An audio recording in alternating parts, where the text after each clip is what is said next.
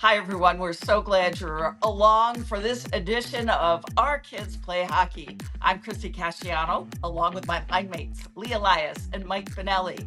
We think you're going to really get into this episode. So take some notes because you're going to learn a lot.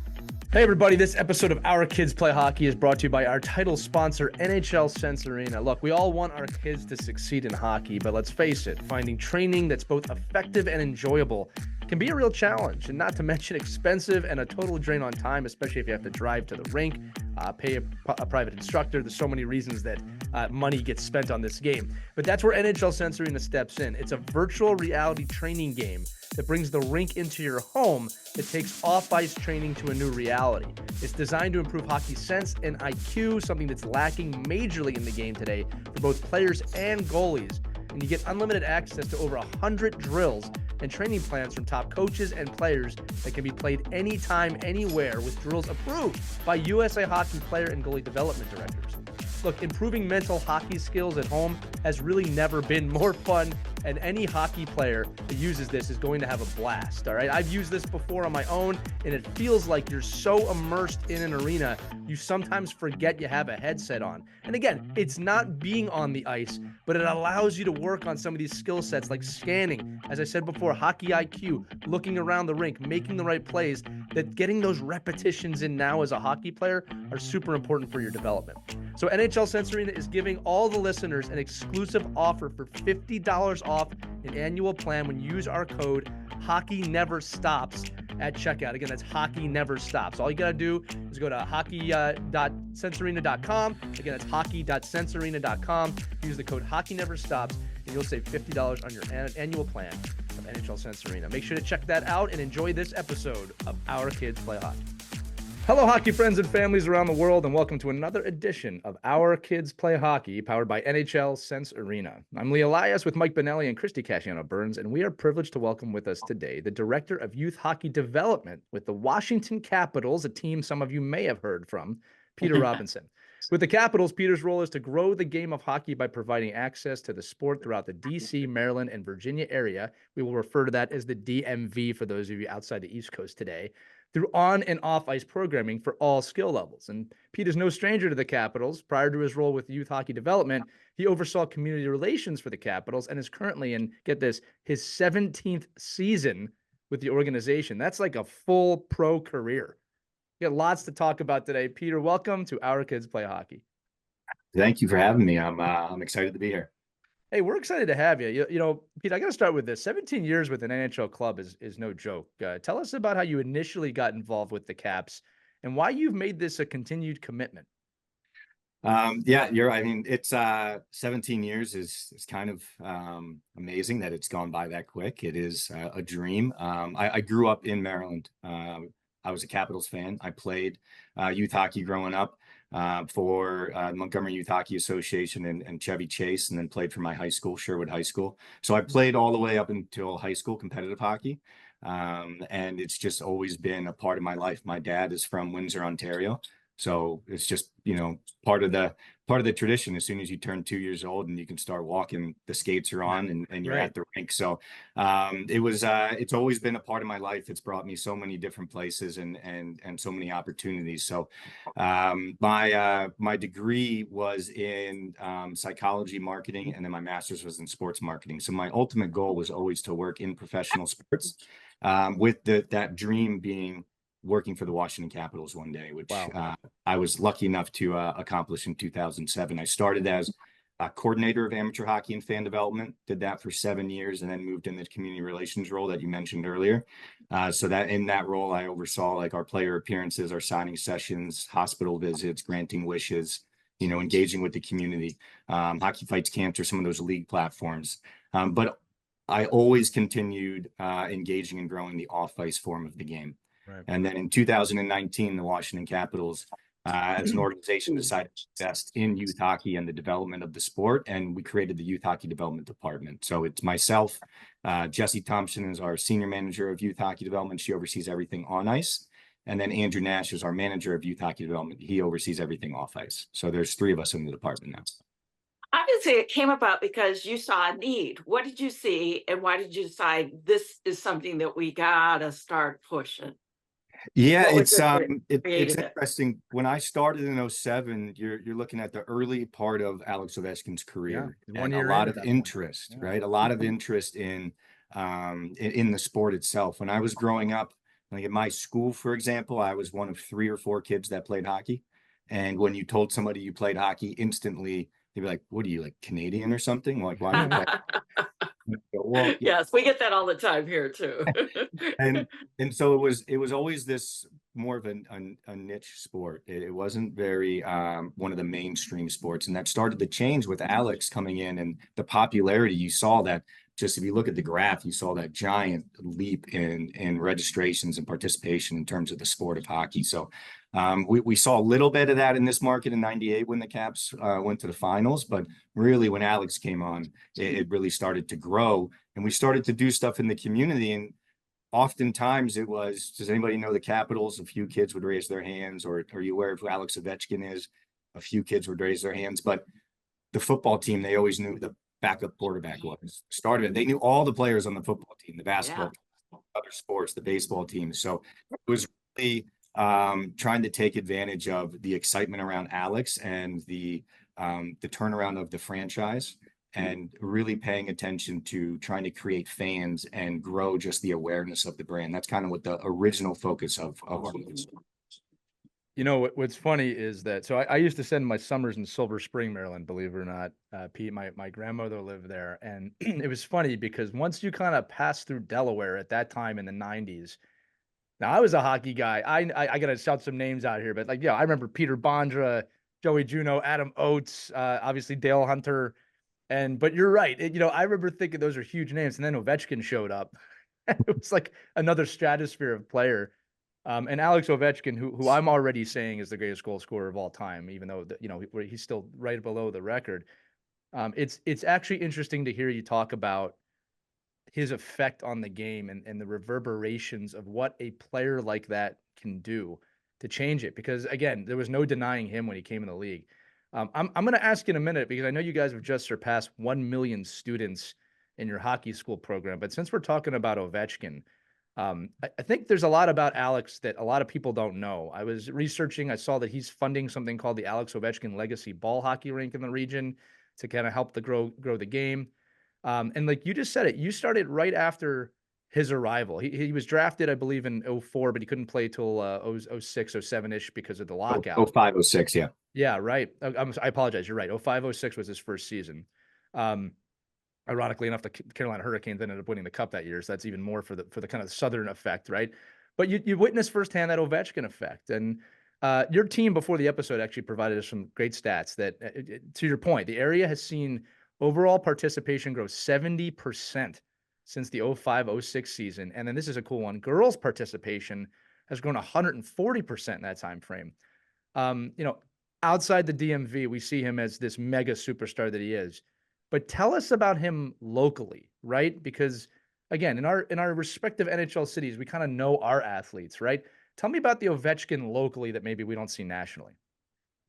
Yeah, it's really interesting to see him in his own community. I think the easiest way and most fun way to describe Alex is he is just one giant kid. He absolutely loves the sport of hockey. He loves to He's a play. tough kid, though. Yeah, he's a big Big tough kid, kid. right? And so he loves to play it. He loves to be around it. He loves to talk about it. He loves being on the ice or in a gym with kids playing the sport. He just enjoys the game of hockey, and that excitement is infectious. And I think what you see on the ice and how excited he is when he scores a goal and how much fun he is having just being in the game, he's like that off the ice as well. He just has this infectious energy, and he's always really trying to grow the game and make sure that he can share it with everybody, and so that they can experience it the way that he has, because it's brought him so much, and he enjoys the game so much. So those stats that you mentioned are massive. At what we call the Ovi effect, and it has been pretty impactful, and it's not just Ovi playing well and getting all these eyeballs on him. It's also a combination of Ovi being a mega superstar and then the organization itself investing in Absolutely. taking advantage of that stardom to really provide opportunities for kids to watch the game, play the game, engage with the sport, learn about it. And that's kind of where we, where we roll into that hockey school program that you mentioned.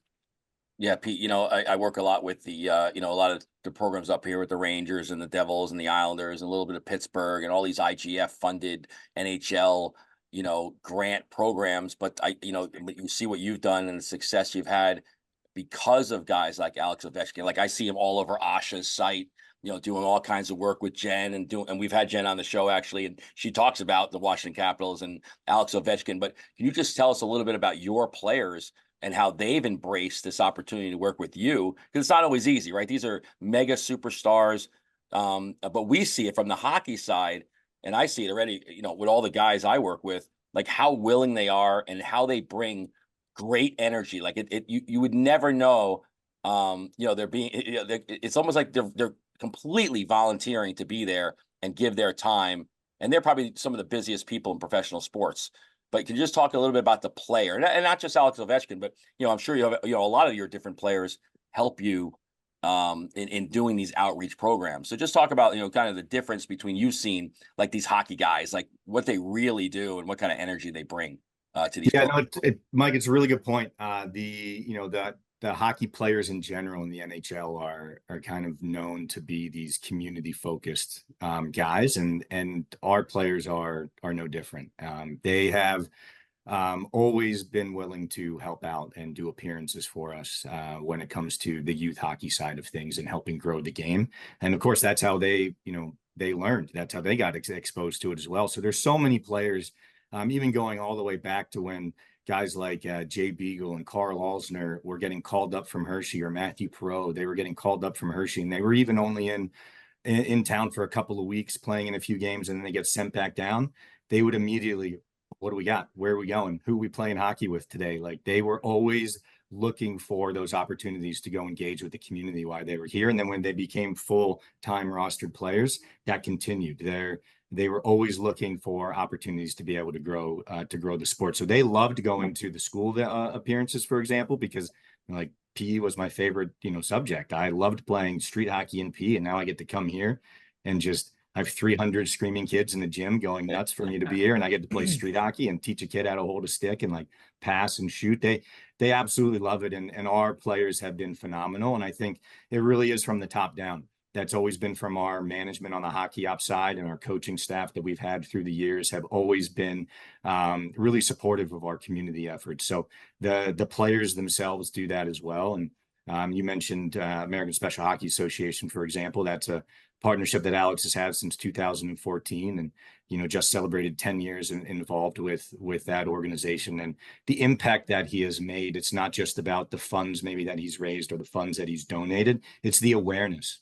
Right. So many more people in this country are aware of special hockey and that it is an option for kids to play because of Alex and the eyeballs that he brings. So they realize that the impact that they can make is also on the awareness and the attention outside of them just interacting with the kids that they might see it. Because it's easy for those guys to give a check, but it's really hard to show up. Like, it's just, I fear, and I always want to get this on the record because this will be a good evergreen episode. But my fear is when I watch hockey now and I watch these academies sprout up and I watch these single focused, individualized, sport instruction and the earliest specialization of kids. My fear is that we will lose that community piece. We'll lose that piece that a player knows they got to give back because of, like, they just saw volunteer coaches, mom and dad, struggling to get them to the rink, teammates that came from every socioeconomic background there is. And we see it every day in this podcast, talking to different people, it's shrinking, like all. And so your programs like yours, kind of burst that bubble a little bit. Like they get in there and they say, the hell with all you, specialized kids. We're going to go out for hundreds and hundreds of millions of kids and give an opportunity. I was just in a rink in the Bronx with Brian Mullen, and, he grew up in New York City. And for a guy like that, we're literally on the rink, and Lee mentioned like the ball hockey event or, a rink that Alex is building. Like, this guy standing in a rink and he's pointing up to all the co-op buildings. He's like, this kid live here. this kid lived there, that kid lived there. And he goes, all these guys, like we laugh and what, you know, everybody talks about, you know, Minnesota hockey and the great, you know, opportunities these kids get because they're on the ice all the time. Programs like what you're doing, I mean, I look at like the programs in New York. I mean, there's more kids probably on that, you know, in the Bronx than the whole state of Minnesota. So when I see the impact that programs like yours bring to just light the lamp of just, you know, just these small, tiny percentages of kids, not that they're going to be NHL hockey players, but that they're going to be active, participating, and back to those roots of being in a team, just like you said, having fun, laughing, and loving the opportunity to, you know, play a sport they normally would never get to play if, in fact, this you know, this outreach didn't exist. Yeah, I mean, that you make a really good point in terms of like the concentration of kids in the Bronx, right? You look at you know, Lee, you mentioned our stats. We've increased those numbers that you mentioned, 70% growth and then 140% growth for the girls. Those are USA Hockey registration numbers specifically. So those are just, we're talking about just ice hockey. Yeah, that's crazy. And so that's, I think, the biggest mission that we have as a department and as an organization is that there are multiple forms of the game, and it's really trying to educate people that it's not just ice hockey that is the option. And like Mike, you said, waking up super early or trying to find ice, or mom and dad are working jobs so you can afford the game. Those are all real things that apply to the sport of ice hockey. Ice hockey is very expensive, and ice hockey can be very restrictive. There's a lot of hurdles you have to, you know, overcome in order to maybe be able to access that sport. But street hockey and inline hockey are not so much. They are way more accessible and way less expensive than ice hockey itself. So it's really also educating that there's 3 or 4 different forms of the game.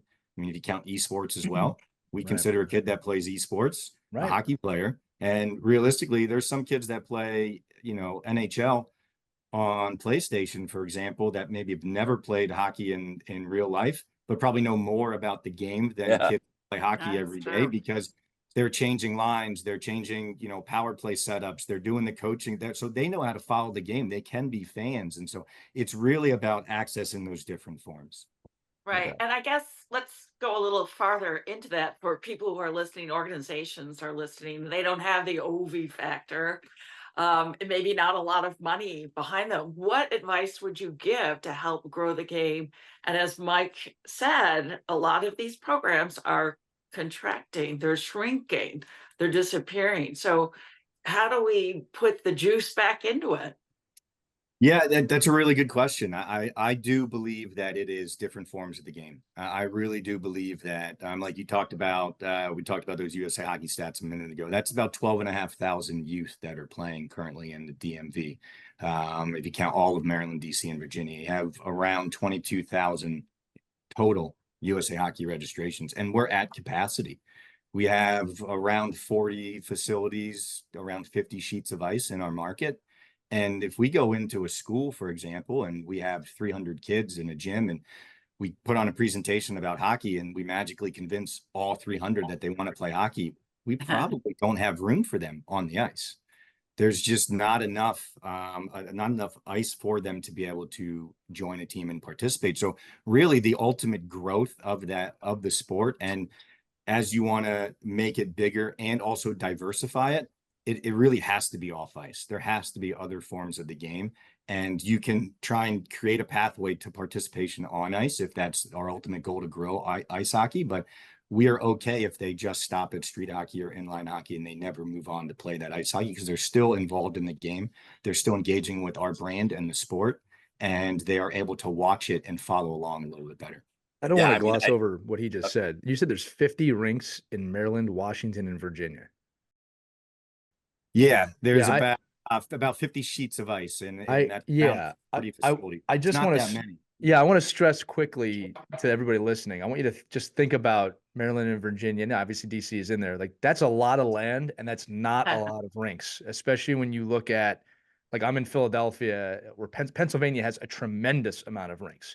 I know that in the inner city of New York, this is also an issue, but the New York area has, or if you're in New England, you have 50 rinks within an hour drive, right? So I just want people that understand that. Mike, go ahead. I wanted to give some perspective on that, Yeah. because when you said Well, that, I no, was but like, you're exactly Yeah. right. So I think, you know, and we're not asking Peter to solve the problems of the world here, but I think the biggest issue, right, is that these programs are so successful Right. that the higher groups, like the travel level and the traditional hockey market, we'll call it squirt for Lee's sake, but 10U, 12U, you know, 15U, yeah, you know, when that market hasn't caught up to the success of the learn to play and rookie league market. So we're seeing this, like Peter said, like, yeah, we could we could have 100% success rate, but even at 20% success rate, there isn't anywhere for the kids to go on the ice, Right. because we're still stuck in the model of, well, a 10U team has to have 13 kids on it and a goalie,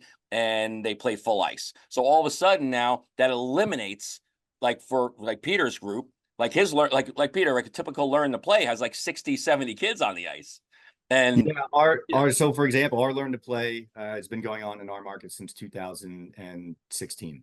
And that's one that Jessie Thompson oversees, and she's done an amazing job partnering with all of our local rinks to implement that program. It's this season, it'll be in over 21 rinks. Wow. Throughout our market. That's fantastic. Congratulations on that. That's Thank huge. you. I appreciate that. It's been a great program for the NHL in general. But since 2016, we've had 8,500 kids go through that program, which is an increase in participation for sure. Our All Caps All Her platform that is just focused on getting girls and women and females involved in the sport.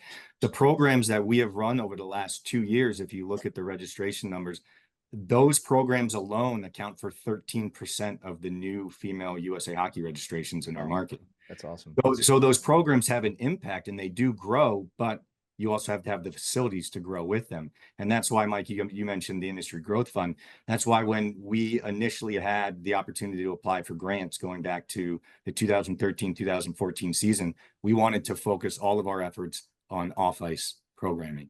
And so we started to invest in refurbishing and current and existing ball and inline rinks in our market and building new ones, and then growing and expanding our hockey school program. And since then, we have invested over $3.5 million in the off-ice game. We currently have 14 outdoor street hockey rinks that the Capitals have. How much money was that? Sorry. It was about $3.5 million so far. Wow. Between the NHL, NHLPA, right. Washington. So combined, that's where all that money is coming from. You know, Pete, I want to dive into this. I have a lot of stuff here. I actually want to talk about your direct work, but this is a broader thing that I want to actually talk about, because when I was working with the league and working with some of the member clubs, one of the stats you hear a lot about is lifetime value of a fan. Okay. Yep. And it's a very misunderstood stat, because if you're just looking at that, you go, all the clubs just care about money, and it's like, you realize really quickly the investment that clubs, the league, the PA make into cultivating a fan and their love for the game is so much deeper than just the dollar amount. And you said it in your work directly, like, you know, for Washington, you're the guy. I said that you said earlier about Ovechkin and his love for the game. And I see that across the board with high level players. The love is an obsession. They love it. It's a passion. You can't create that for someone, but you can cultivate it. Right. That's right. And it's, to me, the lifetime value of a fan starts with your programs, because it's all about making the kids love and fall in love with the game. And this is the other side of that stat. The whole hockey world works together to create new hockey fans, however they do it. You just mentioned before, so many different ways kids can be involved with the game. You mentioned video games. Look, you want me to be perfectly honest? You want to learn a new sport really quick? Have your kid play that sport on Xbox or PlayStation. They'll learn the rules in 2 days. Right? You're having a problem with offsides? Have them play NHL, have them play NHL, whatever. Right? You're going to learn the rules really quick. That's how I learned several sports, right? Just by growing up by that. But it takes a really special person and a really special team to understand how to cultivate that love for the game. And you guys do that, right? So again, before I dive into any more stats, and again, I really want to talk about this million kids in the program, because that's a huge accomplishment we want to commend you for. But can you talk about, when you go to any event, how in your mind it's like, I have to help these kids understand and love this game, because there's a higher calling here, right? Hockey is not the most popular sport in the world. Like, you know, when you're in the game, you think it's the world, but it's so small. like when you think about it. So can you just talk about like the responsibility of that? That's kind of where I'm going of how much Yeah. you love the game. No, no, I see where you're going with it. I think it's really important, to go back to what you said in terms of the value of that fan, right? I believe it's the Deloitte research that the NHL will quote oftentimes, which is a new hockey player equates to 2.5 new hockey fans, Right. right? Which I believe is two parents and a potential sibling Right. for That's that the hockey 0.5, player. by the way, for Yeah, that. right. My dog wears a jersey every now and then. So, but Yeah, there you go. Right? That's a canine fan for life. Go ahead. Pete. So it's there is a value there, and it is oftentimes overlooked that there's a lot of what the organizations are doing when it comes to the youth sports perspective, and that can be across any sport: the NFL, the NBA, the MLB, and the NHL, even in the MLS.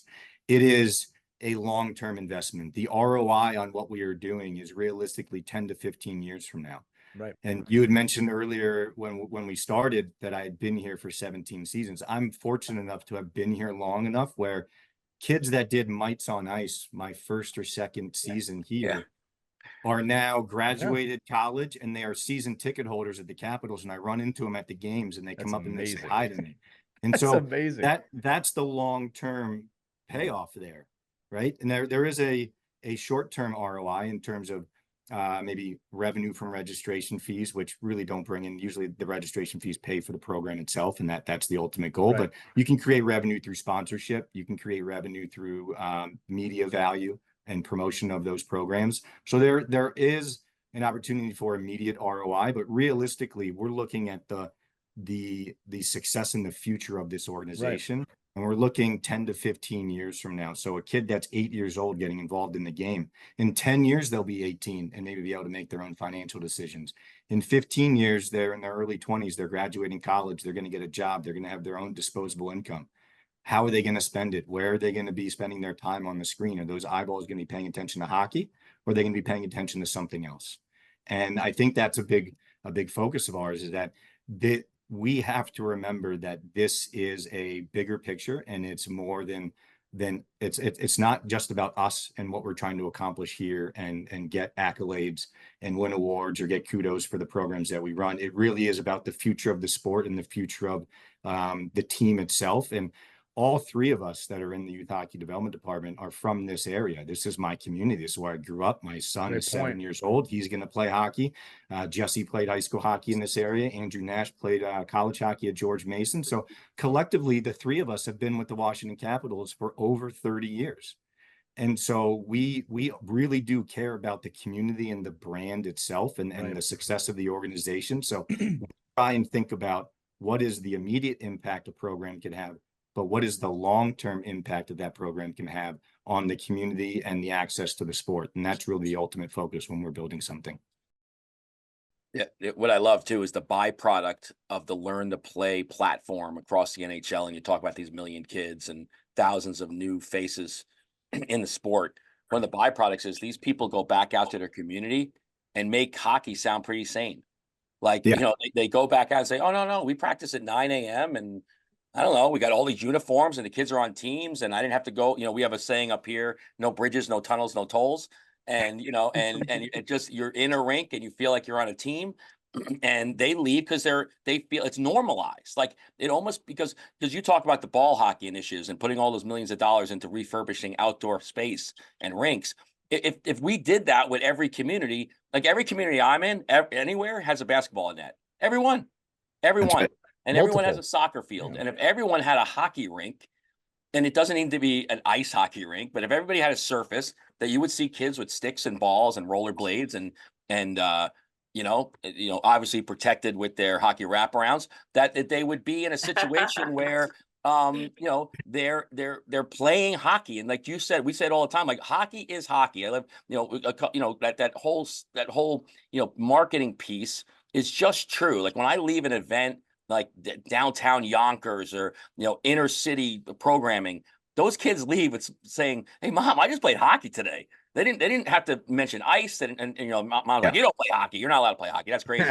but then they see and go, "Well, I can play hockey in this market for basically under $300, and I get all my equipment for free." And you look, so when you talk to hockey people, and Pete, you're saying this too, like when you see these people go through the system, and now you have, adults that you're interacting with, and like, my skates cost $350, and that was 10 years ago. That doesn't exist either I was like, Mike, anymore. they don't cost that much now. No, I know. I don't buy skates, so I think it's I think it's like one of those things though. But what the NHL has done, and the Capitals have obviously taken and blown up, is getting kids on the ice at a reasonable time, a reasonable cost, giving all this access. Yes, I mean, if on your side, yeah, they fans, they're buying jerseys, they're buying season tickets. Mom and dad now have to watch the game because the little kid loves it. So like, oh, geez, now I got to watch hockey. But more importantly, it just, for all the rest of us, the crazy hockey people, it normalizes the sport. It's like you can actually talk to people like, well, you can do it this way, or you could do it this way. Right. But for a long time, it was only one way, and that was get in the car and travel all over the place. Now you could be in one rink and play for, I mean, like you're down in your area, right, Pete? I mean, you could play in one rink for probably 2 or 3 years straight, never leave the rink, and still play. Absolutely. No, you're absolutely right. You should say that, Mike, about a basketball court, and that's true in my neck of the woods too. Along with that, now are pickleball courts everywhere. So we could somehow figure out, since in pickleball is pickle hockey. Let's do it. Hockey. Pickle hockey. Let's do it. I think we should be inspired by that it can happen. Because look at the craze there. We could do the same thing with floor hockey. Yeah, that's a really good point, and that is a different version of a paddle sport, right? So exactly. you think tennis, you think badminton, you think pickleball. Right. And then padel, I know it's really popular in the New York area. So it's they're just different forms of the game. And I think that, Mike, you make a really good point. Oftentimes the NHL or the NHL clubs, or just hockey in general, ice hockey in general, it's not necessarily any wrongdoing by the league or by the teams, but it's storytelling opportunities. And what is the best way to do that when you're in the playoffs, for example, and you have a superstar player? You tell the story of them coming up through the ranks as a child and becoming a superstar. And what do? You talk to their parents, or you talk to them, you go, oh, mom used to wake up at 3 a.m. and drive me 4 hours to the rink. And those are great, heartwarming stories. But what they don't realize at the same time is, for somebody that's not familiar with the sport, all you're doing is saying, this sport isn't for you. Because you wake up at 3 a.m. It reinforces really all of exactly. It's a reinforcement of everything that they hated about hockey. Like, well, it's like that joke. It's like the joke going around about, you want to be a teacher. I go, hey, do you want to try to force people to learn something they don't want to learn and sit there and and not get paid for it? It's like, I want to sign up for that. Exactly it. So it's really about partially how we market it, and how it is promoted, and how it is perceived by the community. And so that's why, Lee, going to you wanted to talk about the hockey school program. We really tried to focus. My background is, prior to the Caps, coaching. I've coached and I've taught for a long time. I was a PE teacher for a few years as well. So wait, Pete, I just want to reiterate, he's not kidding to the audience. I looked at your resume. I'm only interrupting you to help even qualify what you're about to do. This man has coached for several years in several sports. So like, he's not just saying, oh, I've coached. Like, you've been around the block in coaching. I just want to make sure our audience knows that. No, I appreciate that. No, it's just been a passion of mine for as long as I can remember, is trying to provide kids an opportunity to play sports. I loved sports. I learned so many social skills. I learned so many different life skills through sports. I learned teamwork. I learned how to win. I learned how to lose. Most importantly, that's a big one that kids need to learn.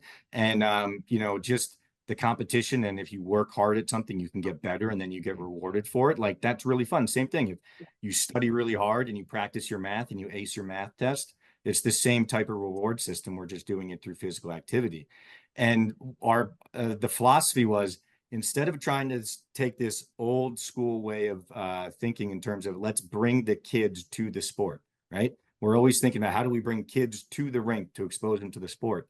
Let's flip it on its head. Let's bring the sport to the kids. And every kid is in school. Some kids are homeschooled, but for the most part, majority of your kids are either in a public school or a private school. And most of those kids are learning sports for the first time through PE class, and that's where they're getting exposed to them. And we realized that the biggest hurdle for that was financial.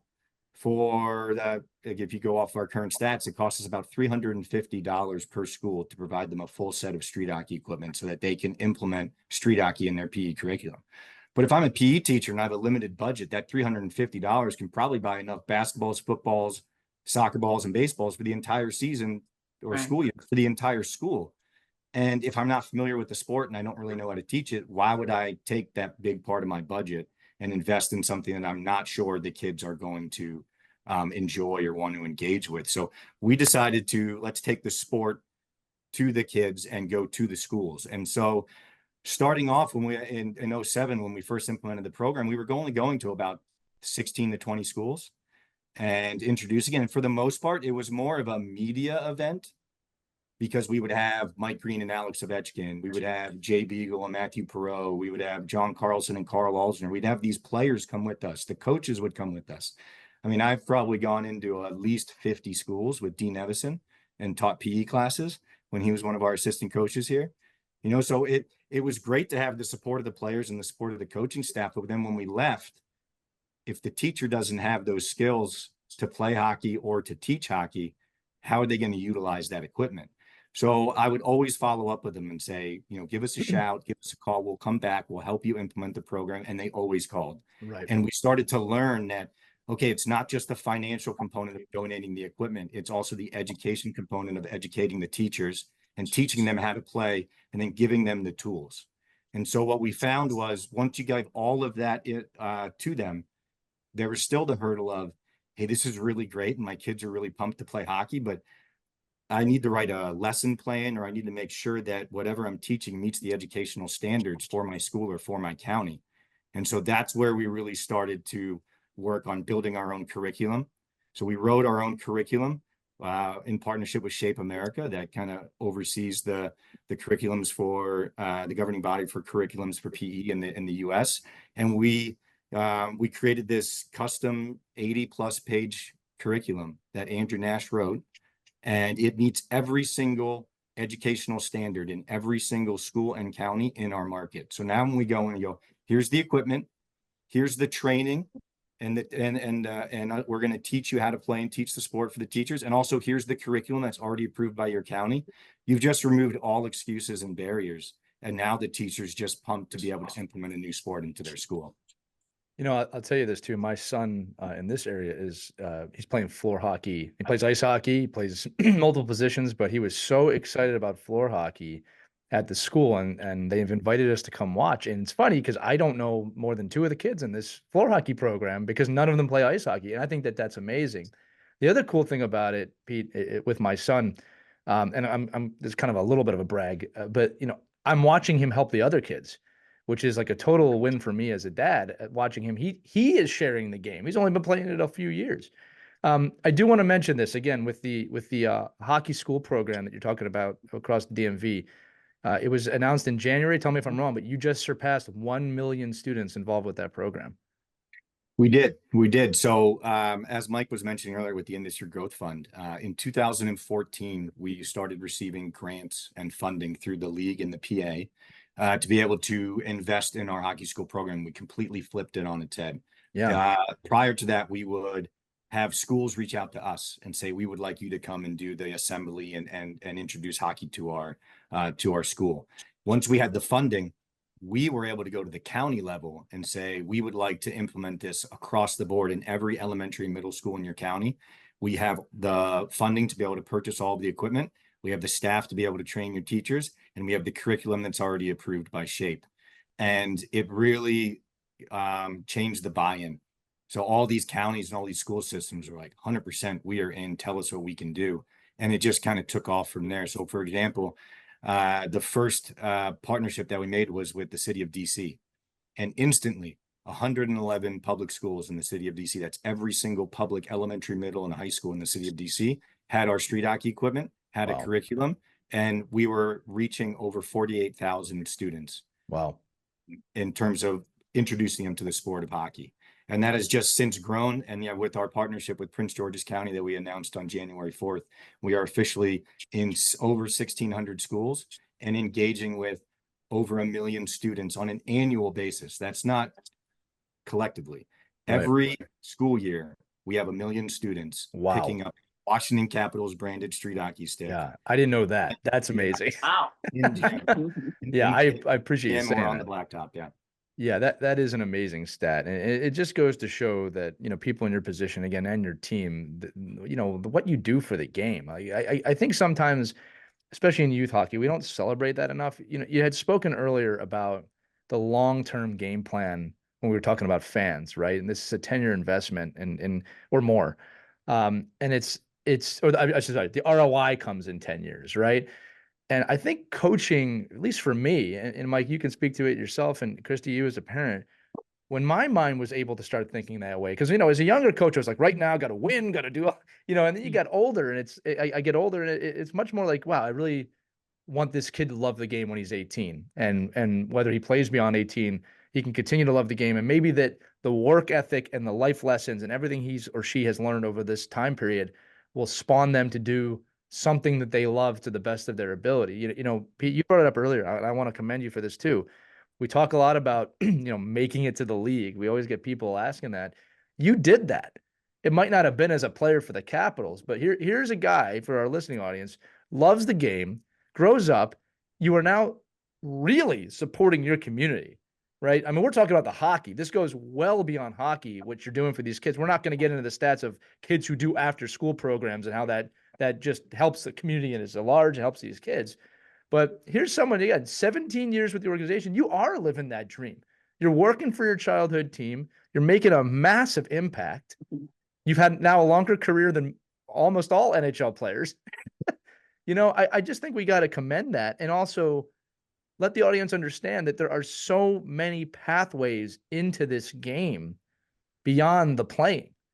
Right. And I am sure, and I would love for you to talk about this, that, and you spoke about this with your coaching, but everything you learned, perseverance, winning, losing, dealing with good teammates, dealing with not good teammates, that all plays into your role now, right? Like that's what made you the person you are today.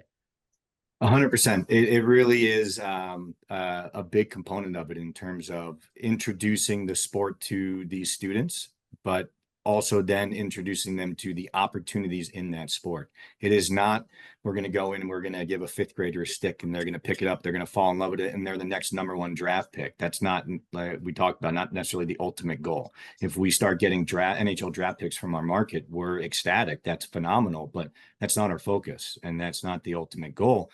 But that kid that picks up a stick in 5th grade now might be like, well, I really like video editing. Well, I could work for a professional sports team and do video editing. I love all the content. I love watching all the behind the scenes of LeBron and Steph Curry or Patrick Mahomes in the NFL. I could do that. I could be on the team plane and flying around with a professional team doing video editing or doing stats or doing PR. I could be in ticket sales. I could be in sponsorship. I could be in operations and be in charge of turning an ice rink into a basketball court and a basketball court into an ice rink. So getting the arena ready. So there's so many job opportunities, and I don't think many people are aware of them. And you mentioned kind of growing up here. I oftentimes we would get asked when we were kids, well, what do you guys want to be when you grow up? And almost all of my teammates said they wanted to be an NHL player. And I used to say, I want to work for the Capitals. There you go. And people would almost find that more unbelievable. They're like, you don't work, you can't work for professional teams. That's not how, there's not those opportunities. But I was exposed to it at a younger age, knew that could be a possibility. And that was my goal that I set out to accomplish, because I wanted to be able to share the sport with everybody. I can say with confidence that anyone listening to this whose kids want to work in the game, or you think they might one day, if they have enough passion, they have the right work set and the right work ethic, it is insanely possible.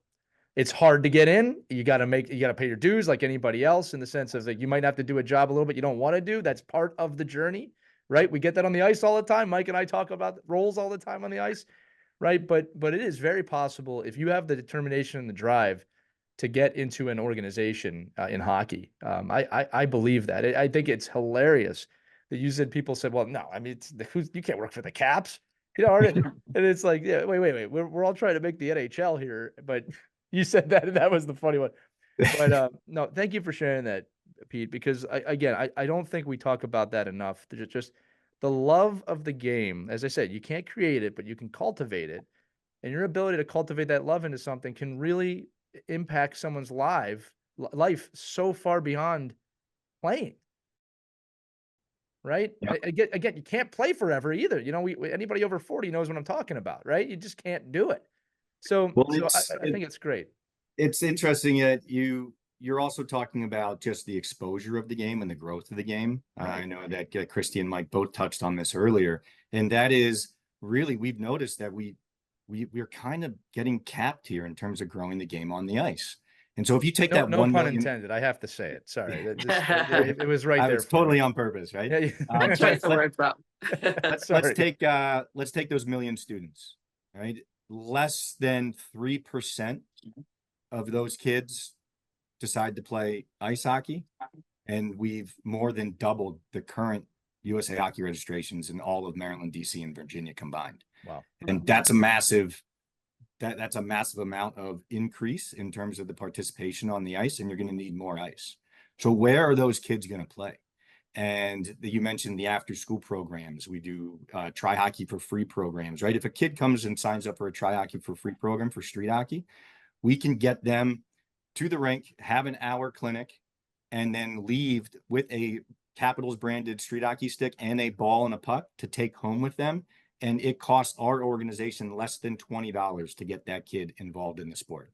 Wow. And so the cost for participation is really not that high when you look at the off ice. If you look at the cost per student with our hockey school program, it's 50 cents, right? It's just under 50 cents. It's technically 49 cents per student is what it costs the Capitals organization to give these students access to the sport of hockey in PE class.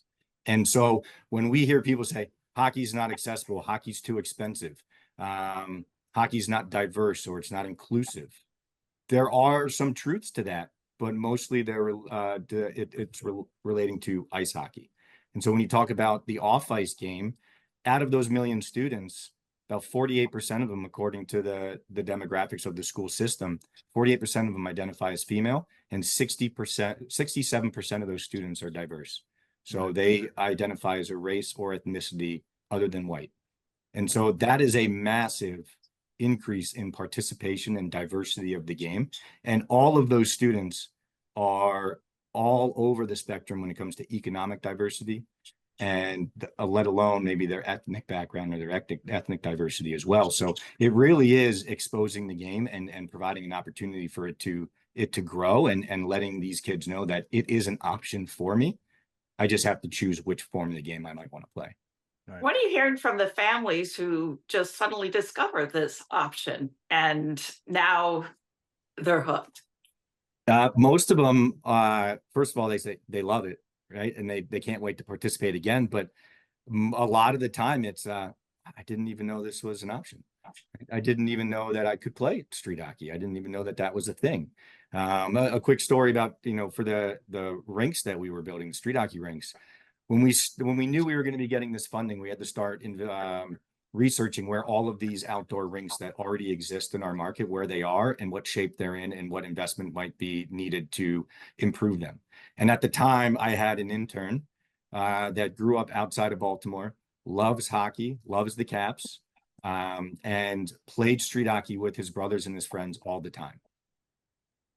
One of these rinks that was already existing was less than a mile from his house, and he had no idea that it was there. This is a kid that played street hockey all the time and didn't even know that there was an outdoor ball hockey rink near his house until he was in college and interning with the Capitals and doing this research project. So it is also about the awareness of where the facilities are and the different forms of the game that you can play. And I think that's the biggest component of it. So Pete, final question for me, because we're kind of getting close to time now. You're in a position here. I'm going to put you on a little bit of a pedestal and put you on a spot a little bit. But as someone who's been involved with an organization for 17 years, you're overseeing literally the cultivating of love of hockey for millions of kids. If I put you in front of every hockey director in the country right now, every rink, they're all looking at you. What is your advice to them? Because hockey director is a unforgiving position. All the problems come back to them, but they have a massive responsibility to their organizations and their clubs to really make this experience worth being there. But they also have to make you want to stay with those teams, right? It's a major challenge because we talk about on the show all the time. The grass is always greener on the other side, right? For these kids, for these families. If you could speak to them and share some advice to them, what would you tell every hockey director in the country? I would tell them that you have to make it fun. If it's not fun, kids aren't going to want to do it. And that's just the reality of it. My son is 7 years old, and if something isn't fun, he's like, I'm kind of over it. I want to do something different. It's not, well, why is it? Oh, maybe it's the coach is not that much fun, or the sport, or the way they're being taught the skills, you know? So first of all, it has to be fun. That's the biggest component of it. And then to your earlier quote, one of my favorites is the grass is not greener on the other side. The grass is greener where you water it.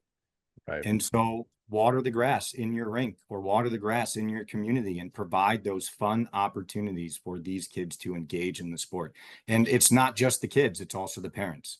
We all know that hockey parents, I'm sure you talk about it on this podcast often. Every episode. Yeah, no.